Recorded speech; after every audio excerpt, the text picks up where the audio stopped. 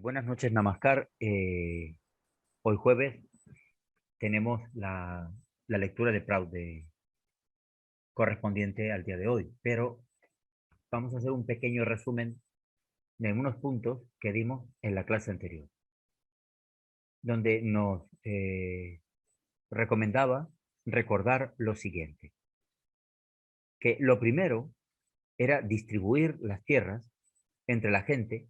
Eso no iba a solucionar sus problemas, porque la posesión de la tierra es de poca importancia. Lo que cuenta realmente es la producción que se obtiene de la misma.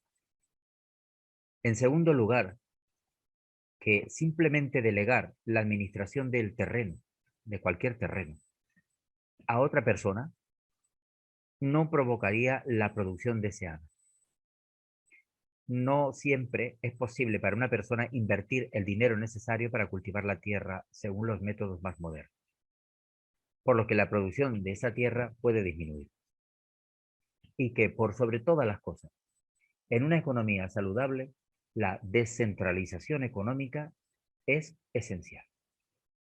Entonces, con este breve resumen de lo que habíamos visto en la clase anterior, pasamos al tema de hoy, que es el sistema cooperativo.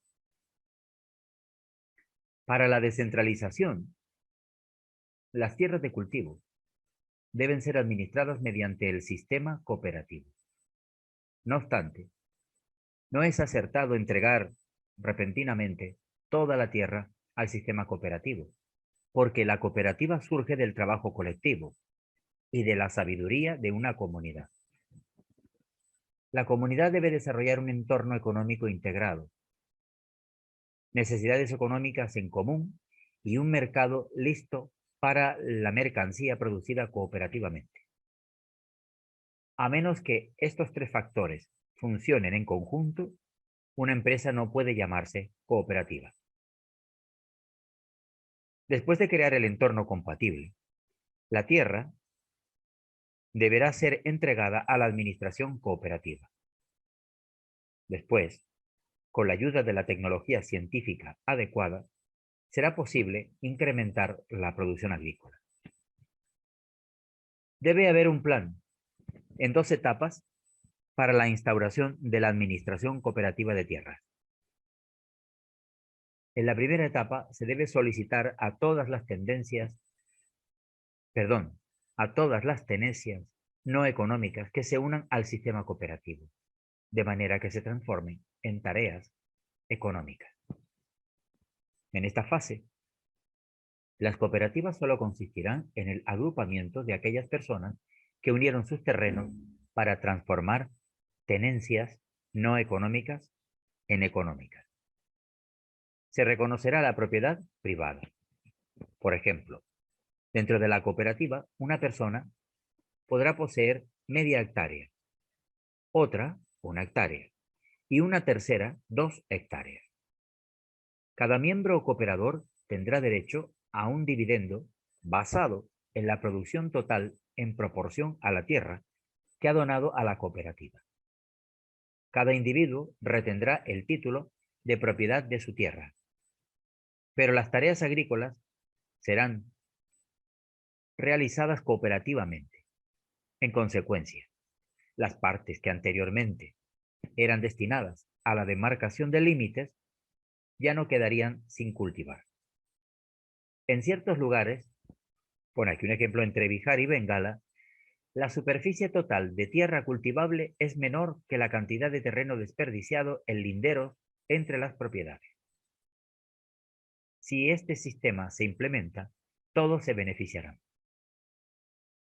En la primera fase del plan, no es necesario persuadir a quienes poseen tierras productivas, como tenencias económicas, a que se unan a una cooperativa.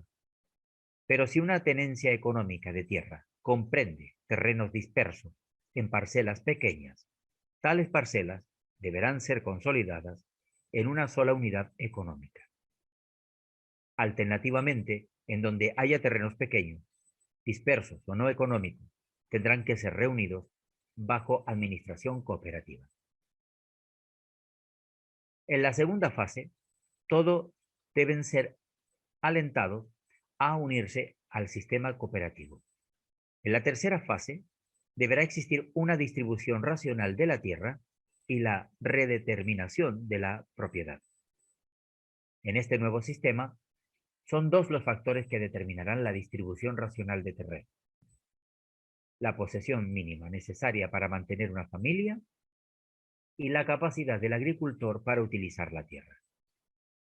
En la cuarta fase, no habrá conflictos sobre la propiedad de la tierra. Existirá un entorno agradable debido a la expansión psíquica, ya que la gente aprenderá a pensar en el bienestar colectivo antes que en sus propios intereses mezquinos.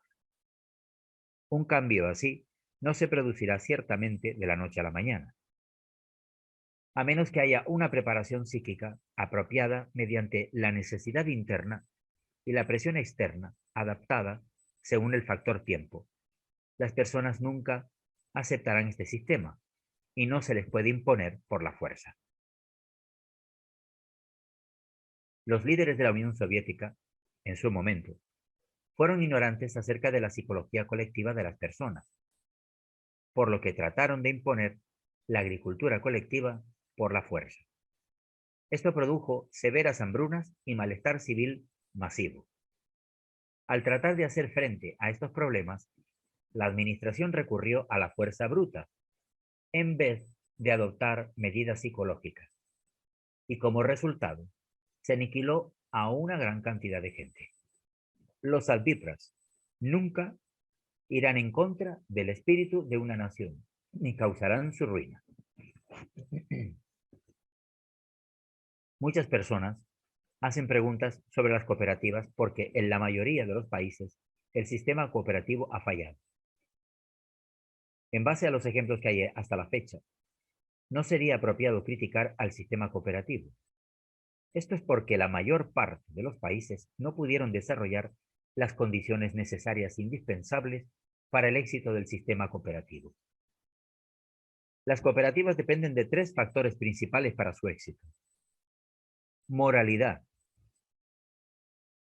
firme supervisión y la aceptación sincera por parte de las masas. Siempre que estos tres requisitos se hicieron evidentes en cualquier medida, las cooperativas alcanzaron un éxito proporcional. Tomemos el caso de Israel. Puesto que el país está rodeado de enemigos por todos los flancos, la población es extremadamente consciente de la necesidad de ser autosuficientes. La gente quiere sinceramente consolidar la economía nacional. Por lo tanto, han convertido los áridos desiertos en tierras productivas de agricultura a través del sistema cooperativo. Ya que este tipo de mentalidad nunca se logró en India, este es un ejemplo clásico de fracaso del sistema cooperativo. Las cooperativas hindúes no fueron creadas para el desarrollo económico, sino para satisfacer intereses políticos. Bajo tales circunstancias, era imposible que el sistema tuviera éxito. Deben establecerse buenos ejemplos para alentar a la población a adoptar el sistema cooperativo.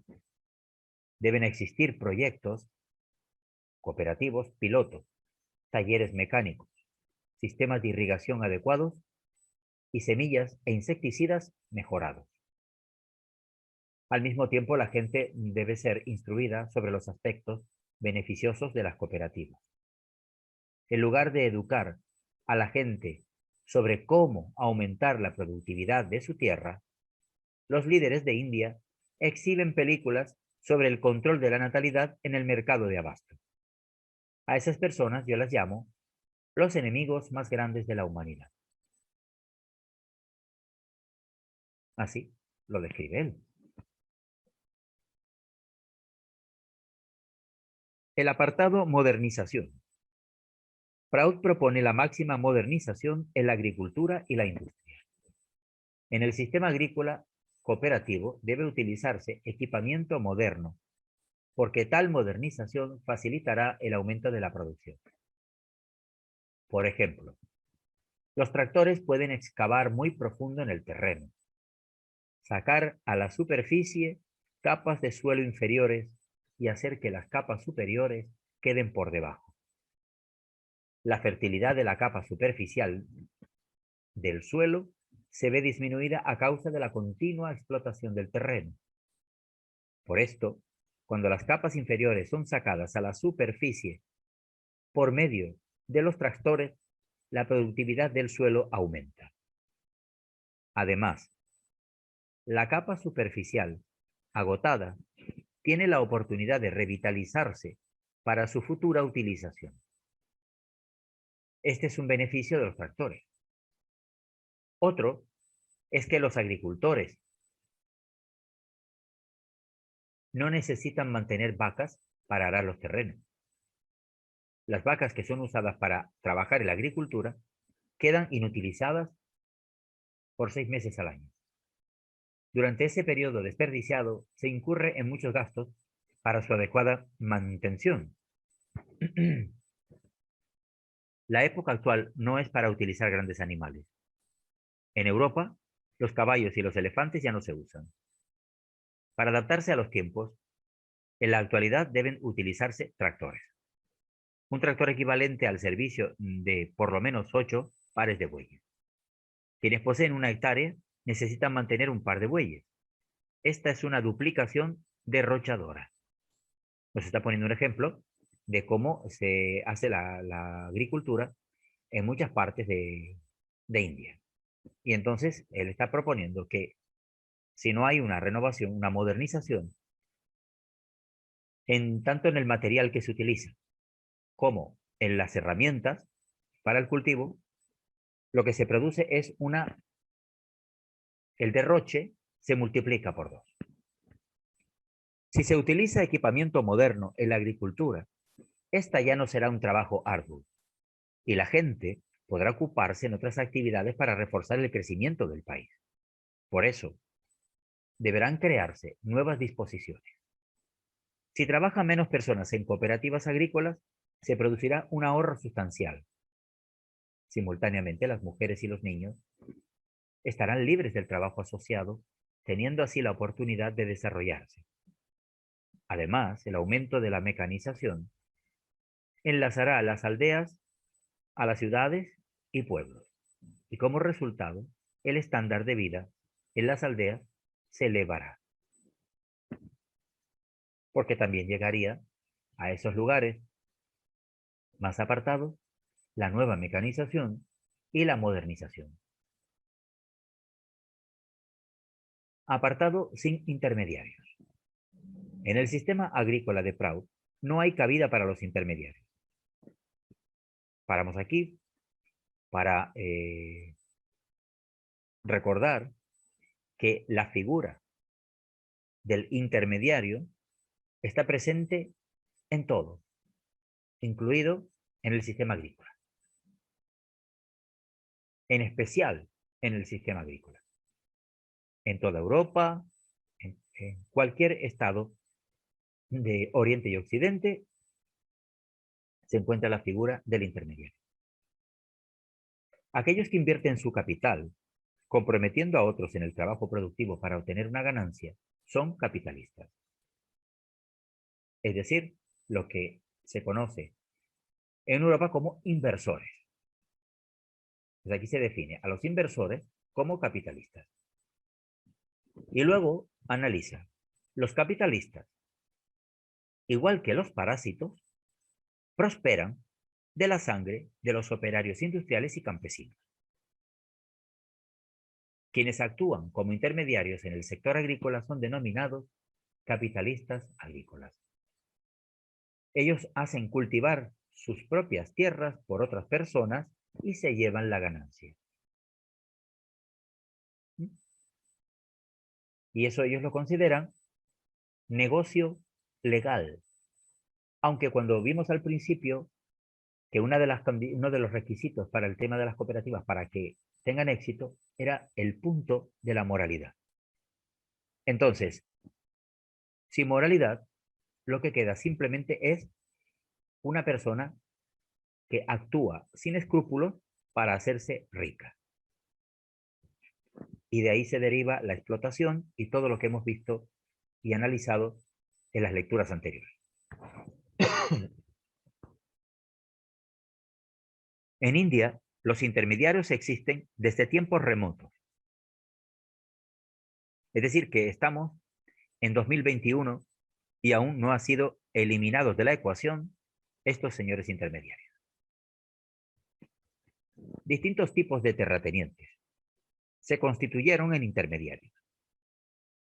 En la India moderna, los sistemas zamindari y de agricultura compartida han sido abolidos, pero la psicología feudal no ha desaparecido.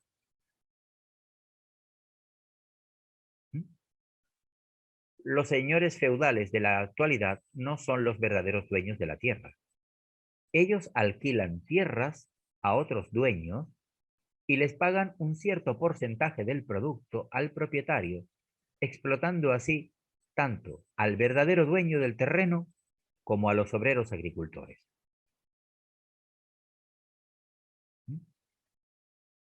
Ese es el negocio de la explotación. En este caso, de los intermediarios en el sistema agrícola.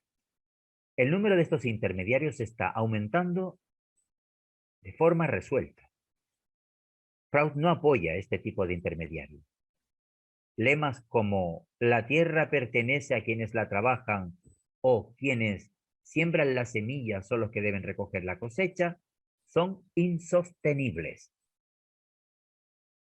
Aunque suenan muy bien al oído, en la práctica son insostenibles. Las políticas basadas en tales lemas conducen a la creación de una clase de pequeña burguesía. Es decir, que la situación se complicaría en lugar de mejorar. Porque de terrateniente a intermediario y acabar en pequeño burgués no resolvería la situación. Apartado siguiente, la revolución agraria. Según Prout, en la primera etapa de la revolución agraria se reconocerá la propiedad privada de las tierras dentro del sistema cooperativo. Voy a repetir esto. En la primera etapa de la revolución agraria, que aún no se ha dado, se reconocerá la propiedad privada de las tierras dentro del sistema cooperativo. No como el anterior que hemos visto hasta el momento. Ni los derivados de la pequeña burguesía, ni los del intermediario, ¿eh? Que alquilan a otros propietarios, etcétera, sino dentro del sistema cooperativo. La gente debe tener el derecho a emplear operarios para el cultivo. Esto según Prout. Pero en tales casos, el 50% del producto total deberá distribuirse como salario a los campesinos contratados que trabajen en la cooperativa. Es decir, los propietarios del terreno obtendrán un 50% del producto total. La mitad. Y aquellos que lograron el producto mediante su trabajo obtendrán otro 50%. Esta producción nunca debe disminuir, más bien deberá aumentar en favor de los obreros agricultores que trabajen en la cooperativa. El cuerpo del personal administrador de la cooperativa deberá estar constituido solamente por quienes tienen parte en ella y serán elegidos por votación. Sus puestos no deben ser honorarios, puesto que así se crearía oportunidad para la corrupción. Los administradores deben recibir sueldos según su experiencia intelectual. Además, los miembros de la cooperativa también podrán estar empleados en el trabajo manual, si así lo desean. Y por esto recibirán otro salario por separado. De esta forma, los miembros de una cooperativa pueden ganar dividendos de dos maneras. Como beneficio de la tierra donada a la cooperativa y en base a su trabajo productivo. Tendría dos vías de ingreso. En este caso, el trabajador. de la cooperativa.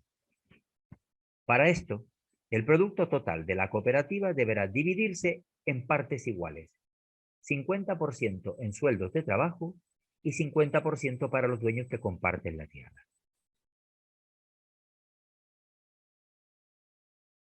Como está claro, pasamos al siguiente apartado. La solución al desempleo. Este es muy importante, que parece ser la clave de la que muchos países no consiguen, no la encuentran. Para lograr el desarrollo de la agricultura, también hay necesidad de especialistas y técnicos agricultores. Las cooperativas de productores emplearán esa mano de obra intelectual de esta forma. La gente educada no quedará desempleada y no abandonará las aldeas por las ciudades. No cambiarán las aldeas por las ciudades. Esto asegurará un rápido desarrollo agrícola. Proud cree en una economía descentralizada, por lo tanto, debe adoptarse políticas que no solamente desarrollen una región en particular, sino que aceleren uniformemente el desarrollo general en toda la superficie socioeconómica, mediante la utilización planificada de todos los recursos y potencialidades. Para lograrlo, la población local debe primero emplearse en cooperativas agrícolas. En la India moderna hay dos áreas distintivas, una de exceso de mano de obra y otra de carencia. Pero en algunos otros lugares también existe este problema. Pero seguimos con el ejemplo de la India moderna. Es por esta razón que la población generalmente migra, se traslada a las zonas de exceso de mano de obra hacia otras regiones. Cambian de lugar, claro. Sin embargo, el mismo concepto de mano de obra excedente es relativo. Allí, en donde no se han creado las oportunidades adecuadas para un desarrollo económico apropiado, hay exceso de mano de obra. La mano de obra es excedente en todas las áreas socioeconómicas sin desarrollar. Cuando esta mano de obra se moviliza hacia otra región, el área no desarrollada tiene todas las probabilidades de quedarse sin desarrollar para siempre. Según Proud, en donde haya excedente de mano de obra, se debe dar máxima prioridad a la creación de puestos de empleo para toda la población local. Esta política elevará el estándar de vida de la población local y de toda la zona. Si esta política no es implementada, se permite que la mano de obra excedente se traslade a otras regiones y se siga la política marxista de quienes siembran, cosecharán. Entonces, todas las plantaciones de té, minas de carbón y otros recursos naturales estarán controlados por la mano de obra externa. La población local perdería el control sobre sus propios recursos naturales. Esta crearía una situación muy peligrosa. La opinión de Proud es que la población local debe tener prioridad sobre las oportunidades de empleo, siempre que no exista una capacidad total de empleo para la gente local. Debe hacerse esfuerzos continuos hasta que toda la mano de obra local sea completamente empleada. Además, no se iniciarán nuevos programas de desarrollo hasta que haya más oferta de mano de obra. Los países escandinavos no iniciaron ningún nuevo esquema de desarrollo por esta razón. Al crear puestos de empleo para la población local, se deberán considerar los sentimientos locales. Por ejemplo, muchas regiones de India son áreas de excedente de mano de obra intelectual. Las personas comprendidas en esta categoría están dispuestas a trabajar como empleados administrativos por un bajo salario, pero no están dispuestas a trabajar como porteros, incluso ganando más dinero. El problema del exceso de mano de obra intelectual es especial y deberá ser solucionado adecuadamente. En esas áreas donde establecerse industrias que requieran menos trabajo manual. De esta manera, se deben adoptar diferentes esquemas de desarrollo en las distintas unidades socioeconómicas, dependiendo del tiempo, el lugar y de la persona. El siguiente apartado es el de impuestos. Los impuestos agrícolas. El sistema actual de cobro de rentas sobre la actividad agrícola no puede continuar, por ser inconveniente tanto para los cobradores del impuesto como para los campesinos. Incluso el sistema zamindari, que fuera establecido durante el periodo británico para el cobro de impuestos, fue un fracaso. Cada año los agricultores debían pagar un montón específico al tesoro por la tierra que los zamindar les habían dado. En caso de inundaciones, mala cosecha u otra razón, esa suma fija debía igualmente abonarse al tesoro. Los zamindar disfrutaron la vida como parásitos sociales. Incluso hoy, el impuesto territorial es determinado por la superficie del terreno. En los casos de mala cosecha de cada año, el gobierno debe reducir sus impuestos. Esto es justicia impositiva. En caso de cosecha abundante, el gobierno tiene que aumentar sus impuestos. Este sistema provoca grandes inconvenientes a los agricultores. El mejor sistema impositivo existió en la antigua era hindú. En aquellos días, solamente el 25% de toda la producción era abonada al rey en concepto de impuestos. Los campesinos también podían dar vacas, caballos u ovejas como pago. En un sistema de este tipo, los agricultores no tienen ningún inconveniente, pero en la actualidad tienen muchos problemas para pagar sus impuestos en efectivo. Los campesinos no siempre pueden ahorrar efectivo vendiendo sus productos agrícolas, porque no siempre pueden ahorrar y porque no siempre existe un mercado adecuado. De acuerdo con Proud, un cierto porcentaje del producto de las granjas deben ser cobrados como impuestos directos. El recaudar impuestos en forma de mercaderías también es conveniente para el gobierno, ya que éste necesita almacenar producción como reaseguro ante futuras contingencias. De esta forma, los impuestos podrían ser fácilmente distribuidos desde los almacenes del gobierno cuando la gente sufriera necesidades. Más aún, este sistema abordaría fácilmente las necesidades de la población de pueblos y ciudades. Un sistema así puede transformar rápidamente la economía de India. Si los trabajadores agrícolas solamente anuncian lemas de reforma agraria, asaltan y asesinan a los terratenientes, no cambiarán el sistema agrícola. Solo es posible consolidar la economía mediante una perspectiva constructiva. Los advípras deberán cargar sobre sus hombros la gran responsabilidad de implementar esta perspectiva para asegurar el bienestar de todos.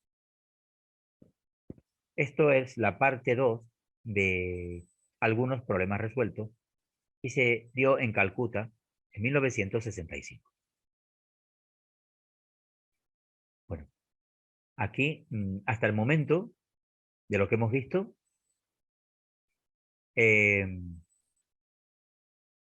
está en principio claro, pero si quieren hacer algún comentario sobre lo que hemos visto, de las soluciones que propone Proud o las sugerencias de Proud.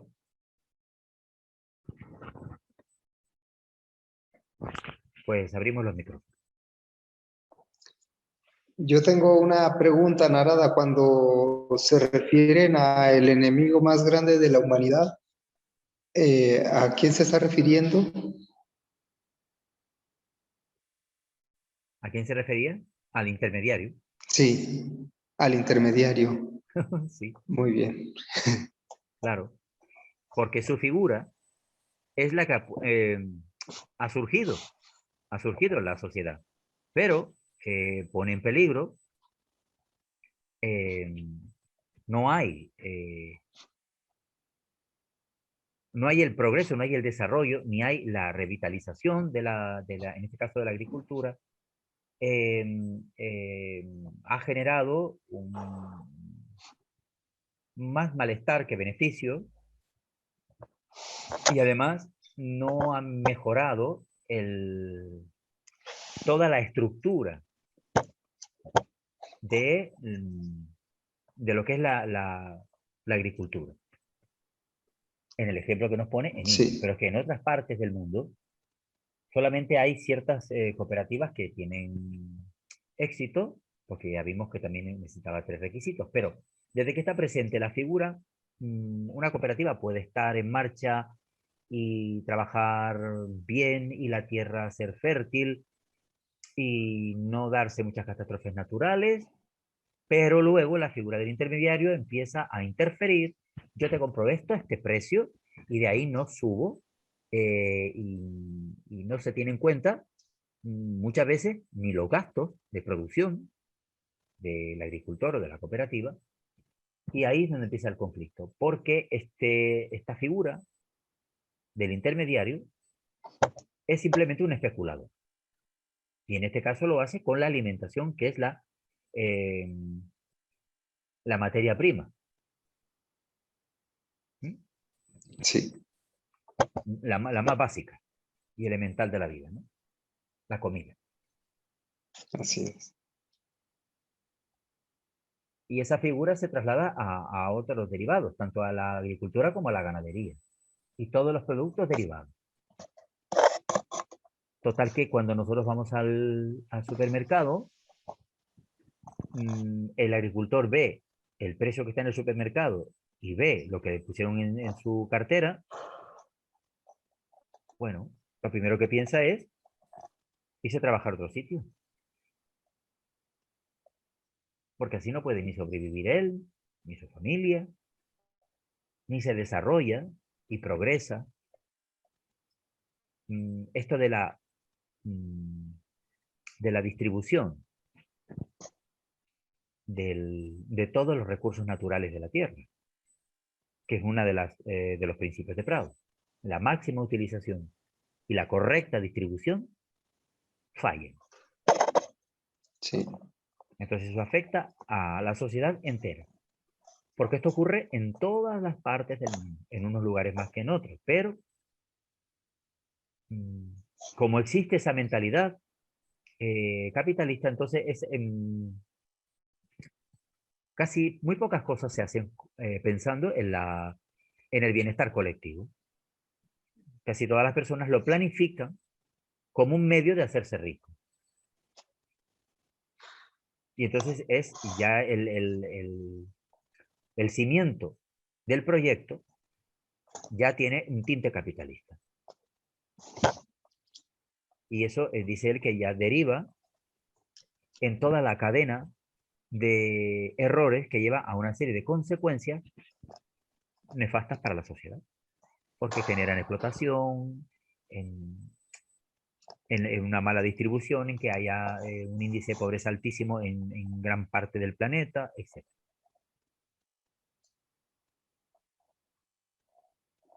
Bien, ¿algún otro comentario? sí, sí, sobre esa misma falta de solidaridad, eh, ¿cómo se pueden aplicar los beneficios en las cooperativas, los beneficios al igual entre todos los miembros, si no todos los miembros trabajan igual? Es decir, a lo mejor hay algunos miembros que van y trabajan 8 horas y otros trabajan 2. Claro. ¿Será así?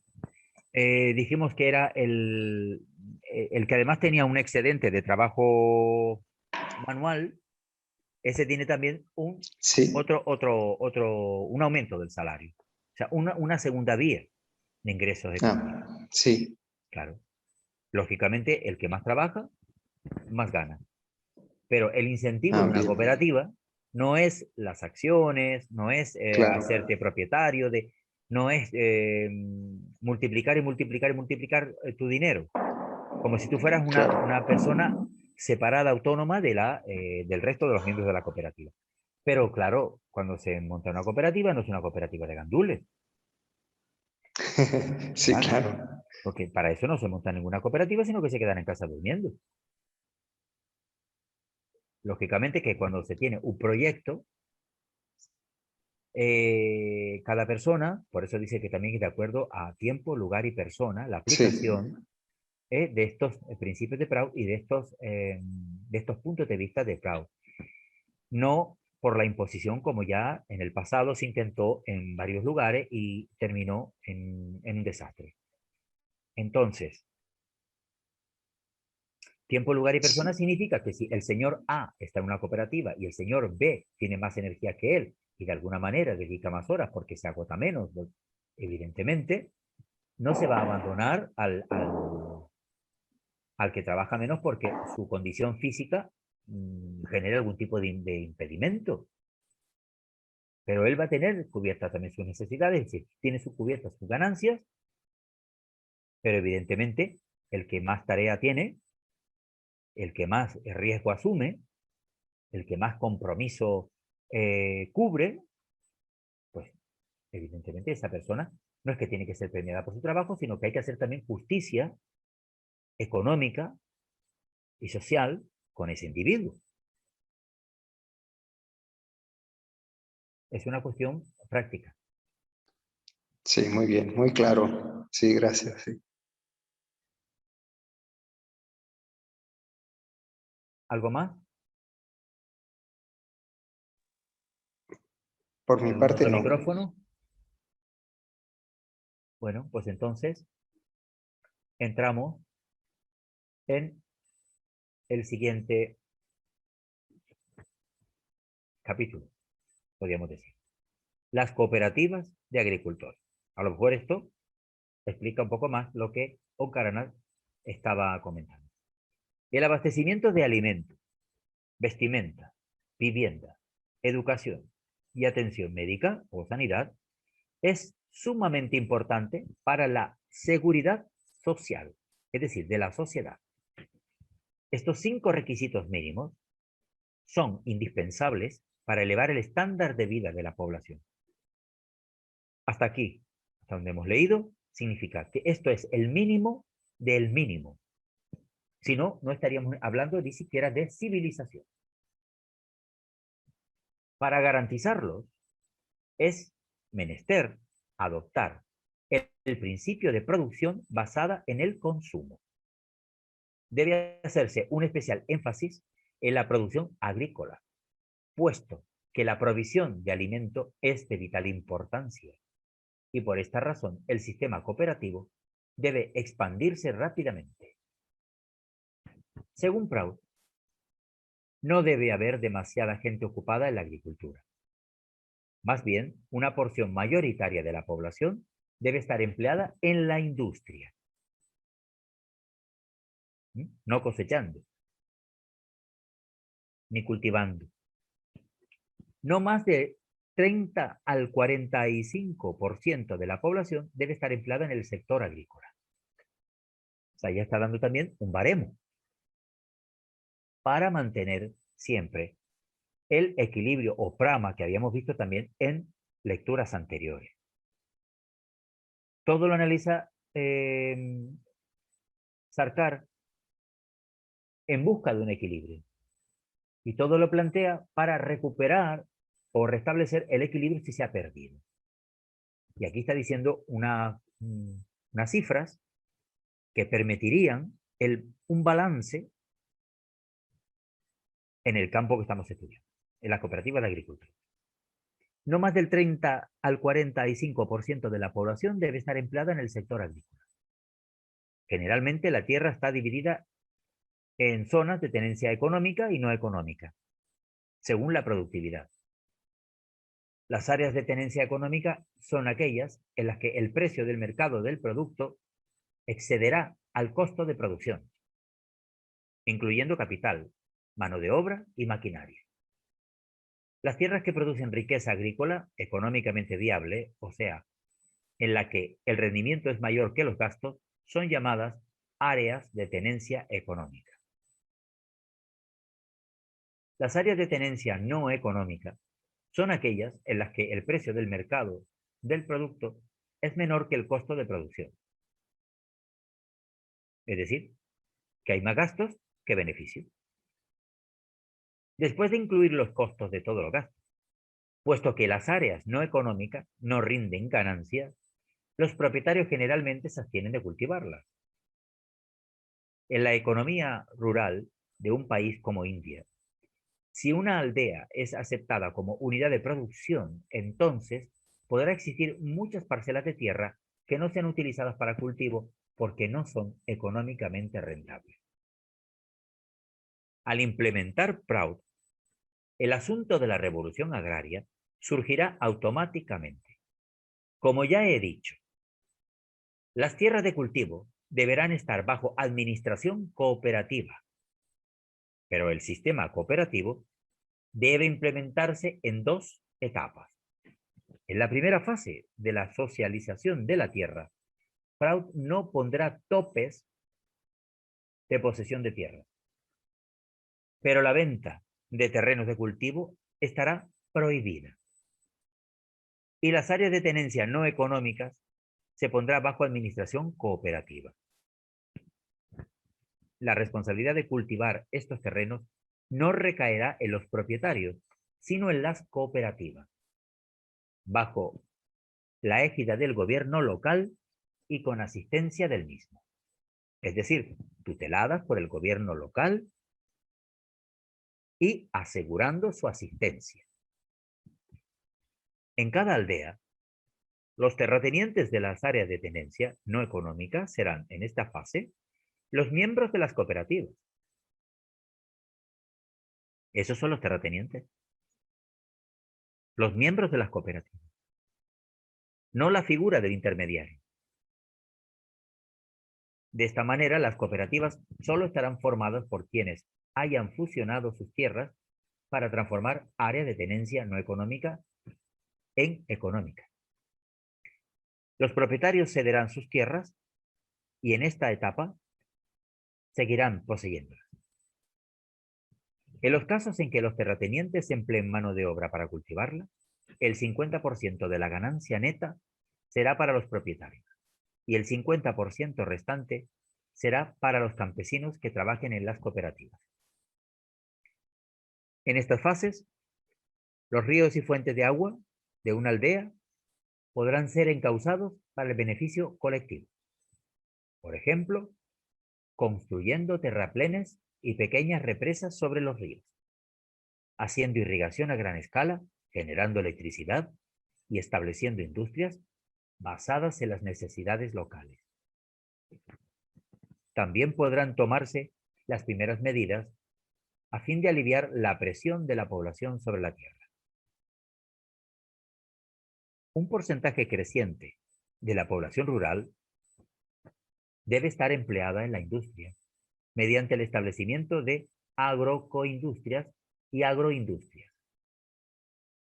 Deberá procurarse la preservación de los cultivos construyendo silos y cámaras de refrigeración,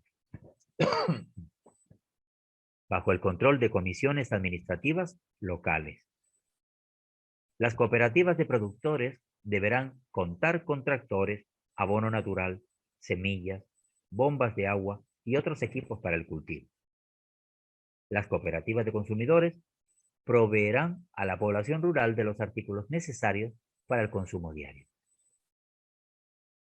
En la fase inicial del establecimiento de las cooperativas, estas abarcarán a los trabajadores agrícolas, a los campesinos sin tierras, a los trabajadores jornaleros y de agricultura compartida. A partir de esta fase, deberá reformarse a fondo el sistema educativo en las áreas rurales. Para fomentar el espíritu cooperativo popular, debe haber entrenamiento y educación extensivos. Pero la educación moral tiene que tener prioridad por sobre todo lo demás. De manera que las personas no den mayor importancia a los intereses individuales a expensas del interés colectivo. Esto es muy importante, porque la enseñanza tiene que estar enfocada a la verdadera y buena educación, que es el generar moralidad en la mente, ¿m?, de las personas. Entonces, si la moralidad está de base, no aparecen defectos en la mente como la codicia, la ambición desmedida, etcétera. Por eso dice que la educación moral tiene prioridad por sobre todo lo demás. De manera que, o sea, que para conseguir que las personas no den mayor importancia a los intereses individuales a costa del interés colectivo. O sea, que el interés colectivo dentro de Proud no, no se puede sacrificar bajo ningún concepto. Primero está el interés colectivo que el individual. Y eso solo se consigue cuando la mente, cuando el individuo está lleno de las buenas cualidades que se derivan de la moralidad. En esta etapa, en la segunda, de implementación de las cooperativas agrícolas, las áreas de tenencia económica de los terratenientes deberán ser, recuerden que los terratenientes eran los de las cooperativas, deberán ser administradas cooperativamente. Solo después que todas las áreas de tenencia no económica de una aldea estén comprendidas en el sistema de cooperativas, lo estarán las de tenencia económica. En esta fase será fácil aplicar extensivamente la ciencia y la tecnología en la agricultura, aumentando la producción. En esta segunda etapa, se debe alentar a todos a unirse al sistema cooperativo. La ganancia neta será aumentada en favor de los campesinos que trabajan en las cooperativas, de manera que el 25% de la ganancia neta sea para los propietarios y el 75% para los trabajadores. Es decir, una inversión completa, un cambio completo de lo que se hace actualmente, que es a la inversa. 25% si acaso para los trabajadores, 75% para la empresa. Aquí por trabajadores se entiende quienes emplean su trabajo físico o psíquico en la cooperativa. Porque puede que algunas personas estén ejecutando el trabajo con sus manos. Pero después están las personas que están ejecutando el trabajo en la cooperativa, pero con las ideas, creando los proyectos, creando los programas. Eso también es un trabajo, lo que pasa que psíquico. Los terratenientes se beneficiarán de dos maneras. En primer lugar, como propietarios obtendrán el 25% de la ganancia neta del producto de su tierra. Segundo, sin formar parte de la fuerza laboral de la cooperativa, tendrán derecho a una parte del 75% de la ganancia distribuida entre los miembros de la familia. En esta fase debe enfatizarse el establecimiento rápido y a gran escala de agroindustrias y agroindustrias, para que la población rural dependa más de la industria que de la agricultura. Claro, en cierto modo, la agricultura, una vez se hace la siembra y el cultivo, además de la supervisión, del agua que necesita, del regadío, de, del cuidado a través de, para que no se infecten las plantas, que la cosecha no se estropee, en realidad ya después depende de la naturaleza, del sol, del clima, de las condiciones de la tierra. No necesita tanto emplear todo el tiempo en la agricultura. Se puede pasar también a la agroindustria. Por eso dice que junto al desarrollo de esas industrias habrá un énfasis simultáneo de la reforma educacional y cultural para desarrollar aún más la mentalidad cooperativa de la población rural. Entonces ya cuando ese molde antiguo de la población rural que ha tenido hasta ahora se transforme y se acepte el sistema cooperativo como más progresista y mucho más valioso, entonces se puede decir que se entraría en la tercera fase. O sea, a partir de esta segunda etapa, la producción para el consumo elevará el estándar de vida de la población rural y el criterio básico de seguridad social. Esto es, los requisitos mínimos de la vida deberán estar disponibles para la gente. No hay excusa. A estas alturas, ya tendría que estar. Y entraríamos entonces en la tercera fase. Deberá haber una distribución racional de la tierra y se redistribuirá la propiedad. La distribución racional de tierras dependerá de dos factores. 1. La posesión mínima de tierra para mantener a una familia. Y 2. La capacidad del campesino para utilizarla. Porque si no sabe, ¿cómo utiliza esa tierra que se le ha concedido? En esta etapa, los propietarios no podrán emplear trabajadores individuales, trabajadores sin tierras o campesinos que compartan cultivos para la explotación de su finca. Por ello, les resultará más beneficioso participar en el sistema cooperativo, acoplarse al sistema cooperativo y trabajar su tierra desde el sistema cooperativo, no a nivel individual. En esta fase será fácil establecer grandes cooperativas con la aplicación extensiva de la ciencia.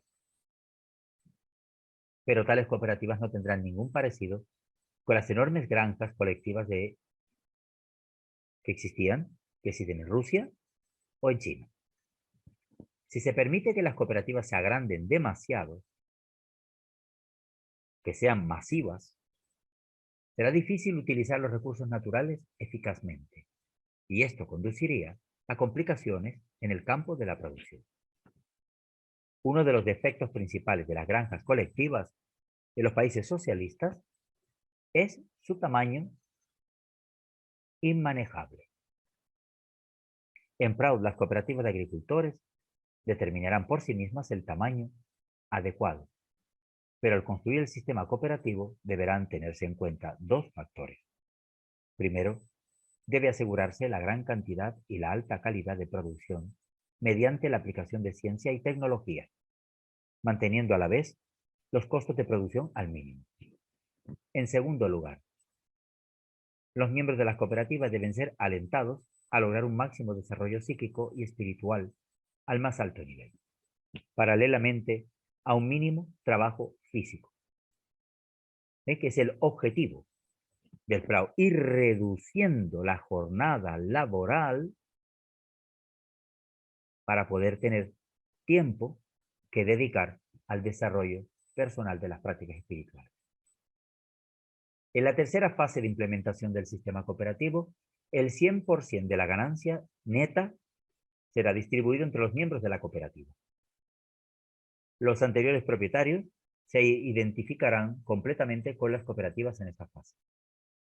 Mediante estas tres etapas, será posible reducir la excesiva presión de la población sobre la tierra y ubicar solo un 30 o un 45% de la población en la agricultura. En la segunda fase, se combatirá el problema del desempleo mediante el establecimiento a gran escala de la industria. Y en la tercera etapa, no habrá problemas de desempleo para los trabajadores agrícolas. A finales de la tercera fase, el sector rural estará liberado de los molestos problemas de la producción agrícola e industrial, el desempleo y la seguridad social. En la cuarta fase de implementación del sistema cooperativo, no existirá conflicto acerca de la propiedad de la tierra. Los problemas agrarios de cada aldea se verán resueltos. Todas las disposiciones de seguridad social relacionadas con alimento, vestimenta, vivienda, educación y atención médica serán provistas a la población con facilidad. En esta etapa será posible la máxima utilización de la riqueza física, psíquica y espiritual de cada aldea. Para la total implementación del sistema cooperativo debe existir una preparación psíquica apropiada, mediante el impulso interno y la presión externa, adecuados al factor tiempo. Porque el pueblo nunca aceptará un sistema que le sea impuesto por la fuerza. Tal cambio en la psicología colectiva no ocurrirá de la noche a la mañana, sino que dependerá del modo de sentir de la población. El periodo de tiempo comprendido entre la primera y la cuarta etapa de la implementación del sistema cooperativo puede denominarse periodo de transición para la implementación de Proud. Esto se dijo en Calcuta en febrero del 1982. Bueno, pues hasta aquí lo dicho. Hasta que para poderse implementar Proud y enfocado en la parte de la agricultura, hay que atravesar esas 4 fases, esas 4 etapas. Sería el resumen. Y esas 4 fases llevarían, con la educación incluida, a que haya un concepto de moralidad más grande en el ser humano, desde las aldeas hasta las ciudades, y que toda la población, con las 5 necesidades cubiertas, se vaya desarrollando un sentimiento de colectividad y de trabajar de forma cooperativa, conjunta entre todos. Entonces empezaría también el saneamiento mental, porque lo que se está aceptando es el bienestar general y la reducción de tensión, inquietud e inestabilidad social y económica.